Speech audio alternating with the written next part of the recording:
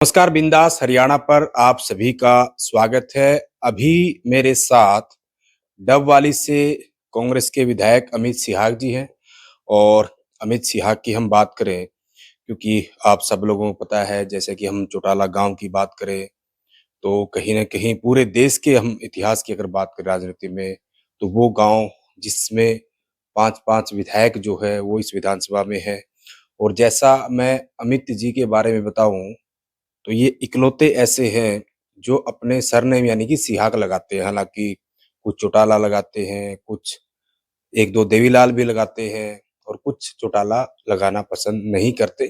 तो अलग-अलग उनकी जो है कहीं न कहीं अपने हिसाब से वो चीज़ें करते हैं। अमित सिहाग के बारे में आप सब लोगों को पता है कि जो विधानसभा का जो हरियाणा विधानसभा का सेशन था और उसमें हर बार जो है कहीं न कहीं सर्वश्रेष्ठ विधायक वो चुना जाता है। तो सिहाग साहब को भी जो है वो विधायक चुना गया था और उनके साथ-साथ खास तौर पर डबवाली के लोगों के बीच रहकर क्योंकि आप सबको पता है डबवाली पंजाब और राजस्थान के बॉर्डर पर है और खासकर हम नशे के लिहाज से लगाएँ या फिर चंडीगढ़ और दिल्ली के भी हिसाब से देखें तो बहुत दूर यानी कि अंतिम छोर पर जो है वो डबवाली है। तो तमाम मुद्दों को लेकर बातचीत करेंगे तो सियाग से पहले तो बहुत-बहुत स्वागत है आपका बिंदास हरियाणा। धन्यवाद।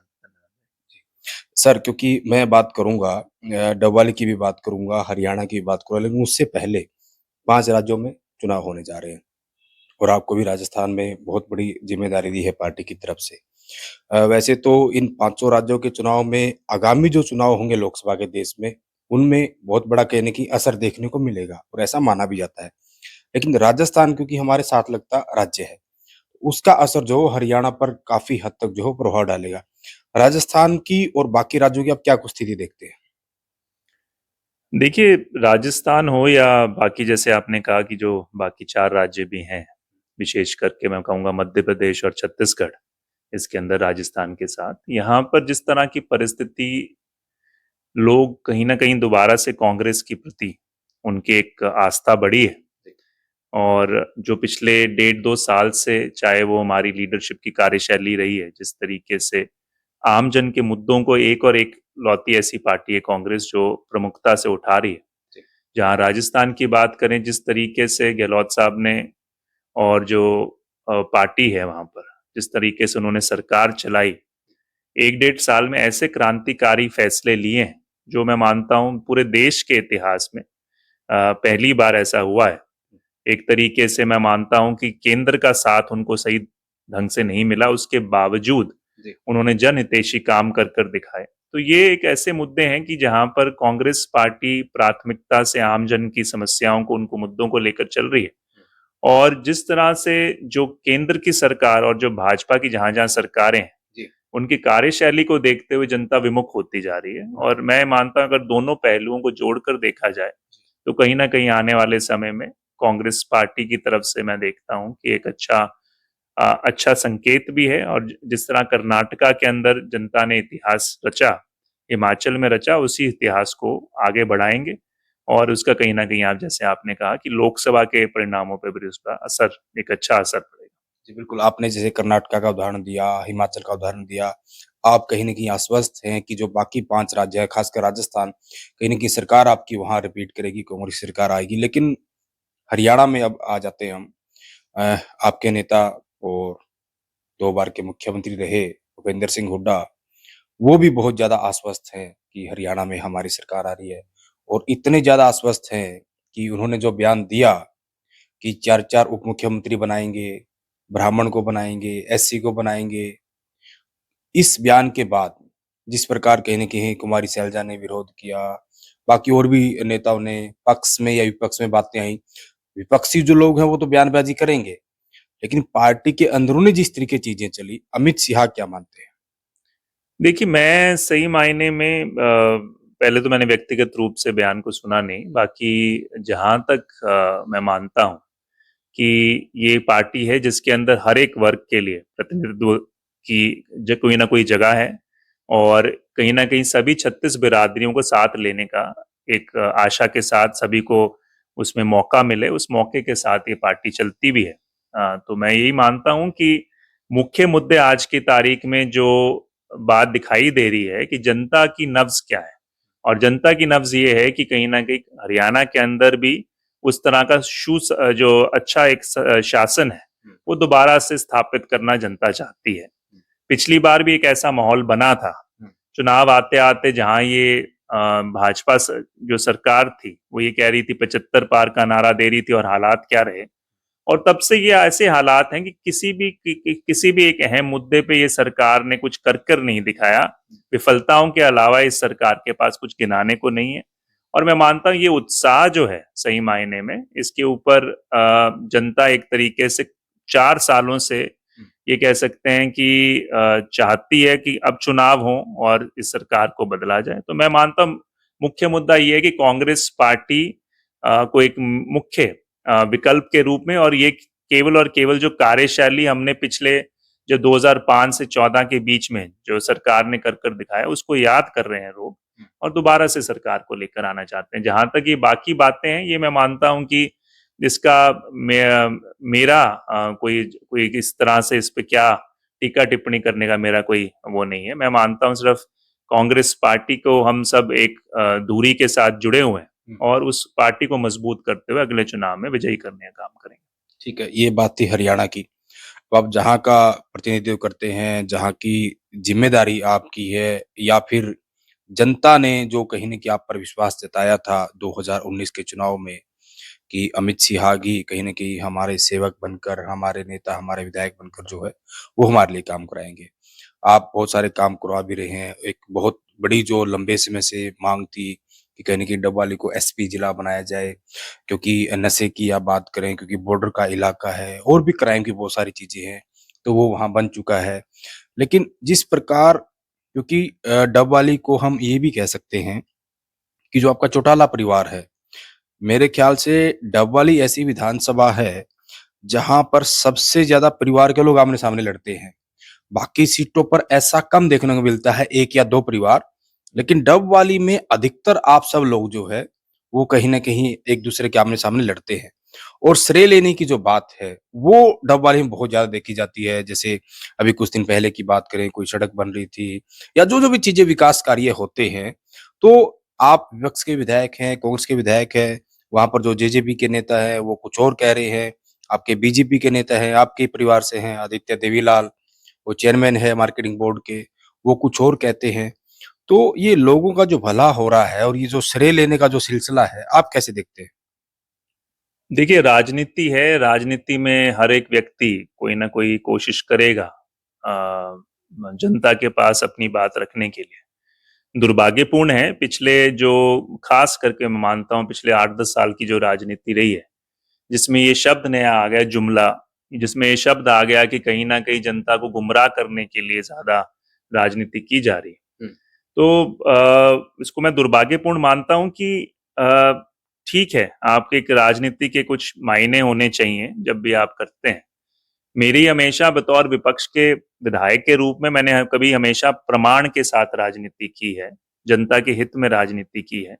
जो जो मुद्दे मैंने उठाए हैं उसे प्राथमिकता से रखते हुए उस पे मेरा संघर्ष क्या रहा और उस संघर्ष के बाद उसका परिणाम क्या निकला, वो सारी की सारी चीजें जनता के सामने है। चाहे वो पुलिस जिले की बात थी, पुलिस जिले के अंदर स्पष्ट रूप से इवन सरकार, जब लोगों ने कहा, कई लोग फिर ये कोशिश कर रहे थे, मगर सरकार का खुद का जो दस्तावेज था उसमें भी प्रमाणित किया कि ये जो मांग रखी गई और जिसके बाद सर्वे हुआ, सारा कुछ हुआ, ये विधायक अमित सिहाग जी के माध्यम से रखी गई है। उसी तरीके से और एक बाकी मुद्दे हैं, तो मैं बाकी गिनवाना नहीं चाहूंगा, चाहे वो ब्लड बैंक का हो, चाहे ऑक्सीजन प्लांट का हो, चाहे अभी सड़कों की बात, यहाँ तक कि जो गांव की जनता थी, जो गांव के हमारे साथी थे, उन्होंने भी इस बात को मानते हुए, जिस गांव का आप जिक्र कर रहे हो एक सड़क का, जी, जी। तो मतलब आपके पास मैं इस बात को बड़ा एक कह लो कि हंसी के उसमें भी ले सकते हैं कि भाई आज मैं विपक्ष में हूँ, सरकार दूसरों के पास है और आज भी उनको अमित सिहाग के करवाए हुए कामों को का श्रेय लेने के लिए प्रयास करना पड़ता। तो इससे बड़ा दुर्भाग्यपूर्ण क्या हो सकता है? इससे बड़ा मतलब आज उनके पास कोई जनता के लिए काम करने की कोई एक विजन नहीं है, सोच नहीं है। अगर आपके पास इतने काम हैं करवाने के लिए तो श्रेय मेरे कामों के लेने की तो आवश्यकता थी नहीं। आपके पास चलते हुए इतनी समस्या, उन सबको दूर कर दें तो आपके पास श्रेय लेने के बहुत सारे मुद्दे अपने आप होंगे। मैं मगर समस्या बता देता हूँ। आपका खुद का गाँव चौटाला गाँव बहुत बड़ा गाँव है, सिर्फ हरियाणा में नहीं, दूर-दूर तक इस गाँव की बड़ी छाप है। हम चाहे चौधरी देवीलाल जी की बात करें या फिर जो-जो भी वहाँ से आप सब लोग विधायक बनते रहे हैं, उस गाँव की ये हालात है, जहाँ जिस गाँव से 5-5 विधायक, उनमें से एक आप भी हैं, वहाँ डॉक्टर नहीं है, स्टाफ नहीं है, बहुत सारी दिक्कतें हैं। खुद आपने विधानसभा में समस्याएँ उठाई। हाँ, तो वही बात मैं कह रहा था, मैंने वहां पर भी ये बात रखी थी कि बड़ा दुर्भाग्यपूर्ण है कि हम 5-5 विधायक हैं, और मैंने खुद का भी उसमें करते हुए, और कि भी हम गांव का नाम को तो बड़े गर्व के साथ अपने साथ रहते हैं, मगर हालात क्या है आज ऐसे, ये क्षेत्र से जिस गांव के ने आज मैं मानता हूं कि इतने बड़े बड़े नेता दिए, और उस गांव की आज ऐसी दुर्गति हो, तो उसका श्रेय लेने वाला कौन है? ये काम के श्रेय तो लेने के लिए घूम रहे हैं, मगर आप लोग उसका भी श्रेय लेने का काम करें। तो वहां पर जब मैंने इस मुद्दे को उठाया और लगातार लगा रहा, उसके बाद कहीं ना कहीं कुछ छोटा मोटा पहल शुरू हुई, और वहां से कुछ डॉक्टर भी गए थे, वहां पे स्थानांतरण सरकार ने किया जब मैंने दबाव डाला। बट मैं यही कहता हूँ, ये तो अमित सिहाग तो विधायक अभी 4 साल पहले बना था। ये गांव और इसकी ख्याति तो इतने दशकों से रही है, तो इतने दशकों से आप लोग क्या कर रहे थे, ये पूछने वाली। और जो कहते हैं हम तो बहुत बड़े बड़े घरानों से हैं, बड़े दिग्गज नेता हैं, तो उनसे भी मैं बड़े विनम्रता के साथ ये पूछना चाहूंगा कि फिर आप लोग उस समय क्या करते रहे इतने सालों तक। आज मैं जब करता हूं कुछ, तो उसके ऊपर भी लोग कहते हैं कि हाँ भाई नहीं। तो मैं इन चीजों से ज्यादा पर भी प्रभावित नहीं हुआ। मेरी हमेशा एक सोच रही है कि मेरे को जो ताकत जनता ने दी है, उसको बिल्कुल उनको लौटाने का काम किस तरीके से करूं। एक एजेंडा पूरा करता हूं, नए विजन के साथ शुरू करता हूं। तो अभी आने वाले समय में एक दिवाली के लिए और बेहतर विजन के साथ फिर निकलेंगे। और खुशी है, कम से कम ये तो होने लगा कि जो मेन मुद्दे के साथ मैंने और मेरे पिताजी ने हमेशा चुनाव लड़े, कि यहाँ पे शराफत और विकास की राजनीति होनी चाहिए, तो ये मैंने जरूर कर दिखा दिया। चाहे श्रेय लेने की होड़ जरूर हो, मगर ये करके दिखा दिया कि आज सारे के सारे जितने भी मेरे प्रतिद्वंदी हैं, जो पहले ये पार्टियों के लोग कभी विकास की बात नहीं करते थे, आज कहते हैं कि हमने ये विकास करवाया। तो ये राजनीति बदलाव का एक शुभ संकेत है, और मैं मानता हूँ इसमें भी, मैं मानता हूँ एक बेहतरी के लिए, जनता के लिए एक बेहतरी दिखाई देती है। बिल्कुल आपके भतीजे डिप्टी सीएम दुष्यंत चौटाला सरकार में हैं और बाकी भी आपके परिवार के सदस्य जो हैं वो सरकार का हिस्सा है। जिस प्रकार दुष्यंत चौटाला को कहीं न कहीं युवा देवीलाल के रूप में प्रोजेक्ट किया जाता रहा है, राजस्थान में भी ये लोग चुनाव लड़ने गए हैं। डबवाली में क्योंकि जो चौटाला गाँव है वो डबवाली विधानसभा के अंतर्गत आता है। वहाँ कितना प्रभाव, वहाँ कितनी छाप आप देखते हैं दुष्यंत चौटाला की? देखिए, ये तो जनता ही, मैं कांग्रेस में हूँ, मैं विधायक हूँ, मैं कहूंगा कि नहीं किसकी कितनी छाप है, कितनी ख्याति है, क्योंकि ये मेरा मकसद विकास कार्यों को लेके है भाई, क्योंकि जनता देखिए, जो है ना उन्हीं को देखेगी। इस बात के लिए तो मैंने आपको पहले ही जवाब दे दिया, जो आपने अस्पताल का एक उदाहरण दिया, कि भाई हम जिन परिवारों से, ये पहली बार उनको सत्ता में रहने के लिए, उनके परिवारों से लोग पहले भी सत्ता में और बड़े बड़े पदों पर रहे हैं, उसके बावजूद चाहे ये जो हालात हैं, पार्टियां, इन्होंने पार्टियों के नाम बदल चुके होंगे कि आज एक पार्टी की जहां 2 पार्टियां होंगी और ज्यादा परिवार के लोग इसके अंदर सम्मिलित हैं, मगर जो सोच होनी चाहिए, मैं मानता हूं एक जो विजन होना चाहिए, वो मुझे हमेशा ही कमी दिखाई दी, और वही हालात है। नहीं तो अगर आज इन पदों पर जो बैठे जो ताकत हैं, उस ताकत के आधार पर बहुत कुछ बड़ा अपने क्षेत्र के लिए हो सकता है। मैं कई बार अनेकों प्रदेशों में गया, और उन प्रदेशों में मैंने जो वहां के, चाहे वो रीजनल पार्टी हो, और उनका जो खुद का गृह क्षेत्र है, उनके जो हालात देखे, मैं सोचता था कि यार ये इन लोगों ने कम से कम, चलो आप कोई उनके ऊपर टीका टिप्पणी कर सकते हो, मगर अपने क्षेत्र में बहुत काम करवा कर दिखाया है।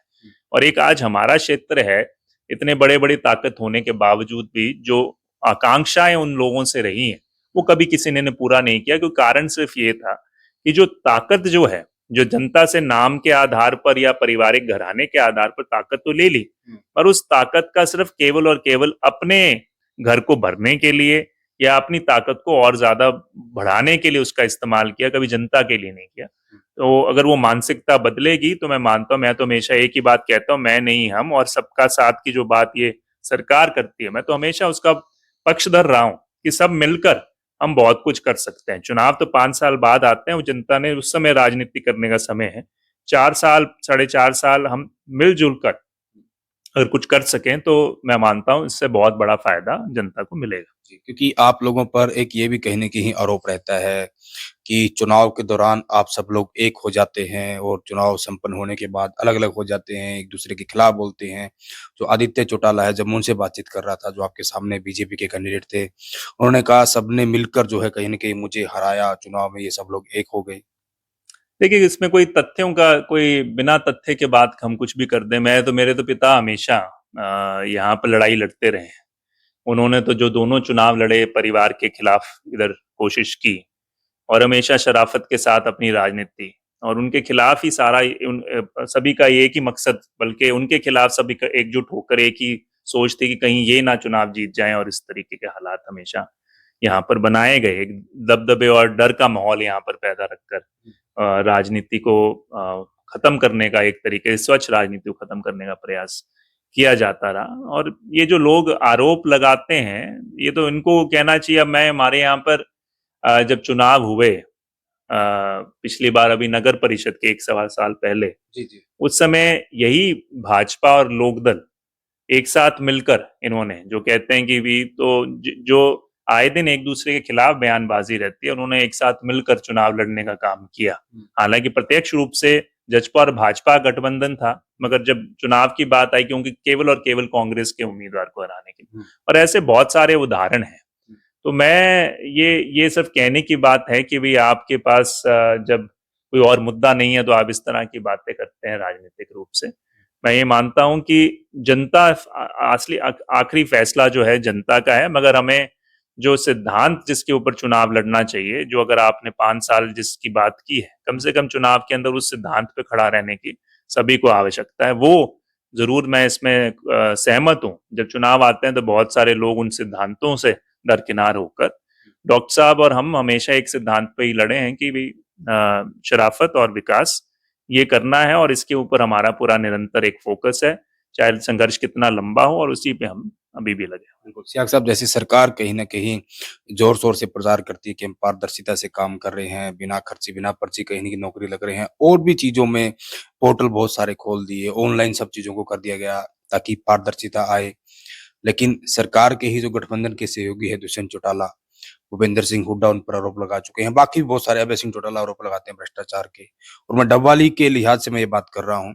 आपने नगर परिषद चुनाव का भी ज़िक्र किया, तब भी वो चीज़ें सामने आई। वहाँ के जेजेपी के नेता हैं आपके सरबजीत मसीता, उन पर भी कहीं न कहीं आरोप लगे कि डबवाली में जो है भ्रष्टाचार बड़ी चरम सीमा पर है। रजिस्ट्रियों की बात करें और भी अन्य-अन्य चीज़ों की बात करें। आप वहाँ के स्थानीय विधायक हैं, आपके पास भी चीज़ें आती हैं?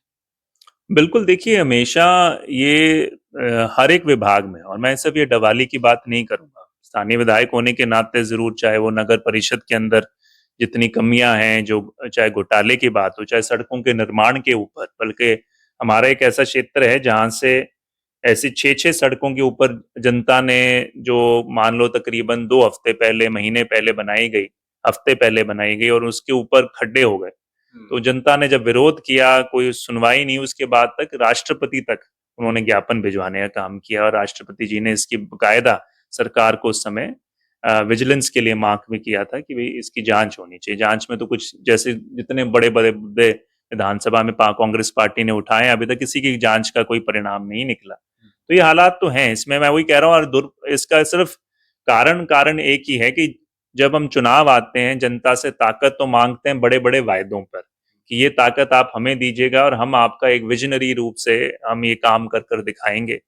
मगर जब वो ताकत मिल जाती है तो वो सिद्धांत भी दरकिनार हो जाते हैं।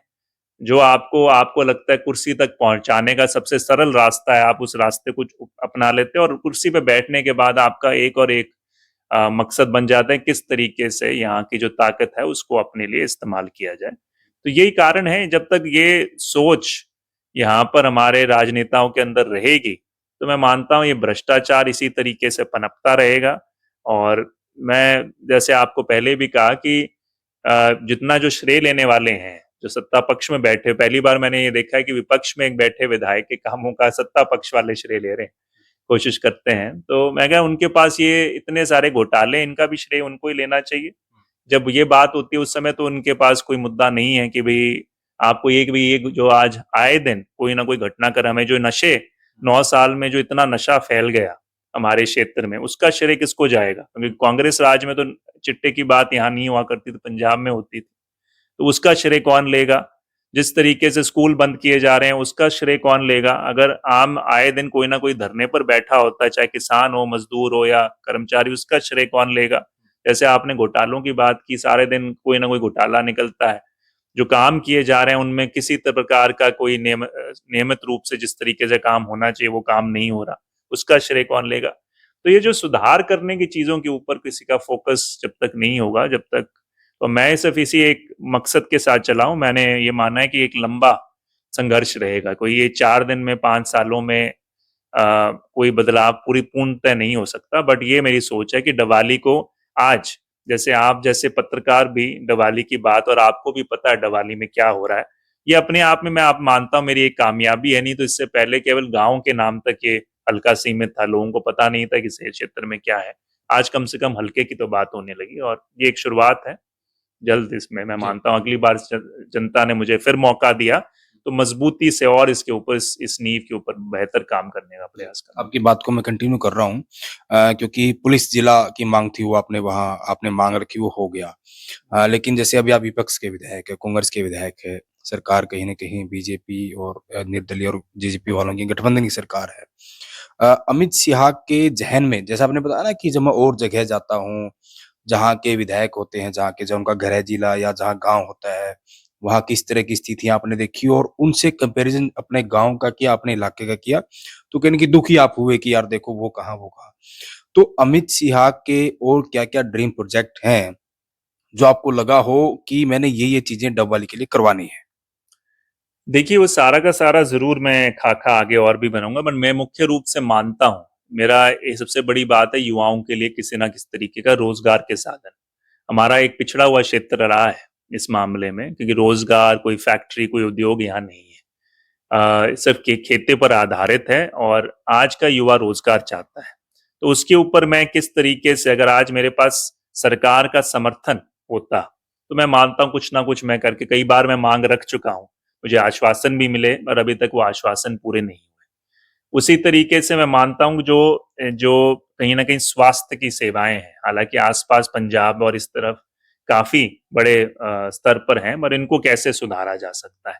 ये 2 चीज़ें मैं मानता हूँ, और खेती के लिए जो जितना है, चाहे वो प्रोसेसिंग यूनिट की बात हो, किस तरीके से इनको बेहतर लागत मिले किसान को, और सिंचाई की सुविधा के लिए खास करके मेरे पिताजी और हम हमेशा लगे रहे। उन्होंने 2 खरीफ चैनल की 3 की संरचना की थी, 1 पूरा हो गया, 2 अभी तक बकाया है। जी। उन खरीफ चैनल को लाके ताकि हर एक गाँव के अंतिम छोर तक, टेल तक पानी की सौगात मिले। तो ये छोटे-छोटे और बहुत बड़े, मैं कह रहा हूँ दोनों तरीके से दूँगा कि ये अगर एक सरकार करना चाहे तो ये कोई बड़ी बात नहीं है, मगर इसका उपयोग जो है आम जनता के लिए, किसानों के लिए, युवाओं के लिए बहुत बड़ा है। तो अगर मौका मिलेगा तो मैं मानता हूँ कि एक जो राजनीतिक लीग है, मैंने अभी तक, शायद आपने देखा होगा 4 साल में, पहले लोग कहते थे हम तो विपक्ष के विधायक, हम क्या कर सकते हैं, और मैंने ये हमेशा मानकर चला कि कोशिश करने वालों की हार नहीं होती। तो मैं ये मानता हूँ लीग से हटकर ऐसे काम कर कर, क्योंकि मेरे लिए ये विधायक बनना केवल अपने कोई खुद के लिए कोई गर्व की बात नहीं है। सब गर्व जब महसूस होता है कि जो जनता की जो चीज़ें हैं, या जो अपने क्षेत्र के लिए कुछ ऐसा करता हूँ, प्रयास कर करके उसमें सफलता हासिल होती है, तो वो ये मान लीजिए कि और ज़्यादा तीव्र गति से मेरी ये कोशिश रहेगी। बहुत-बहुत शुक्रिया सियाग साहब बातचीत करने के लिए।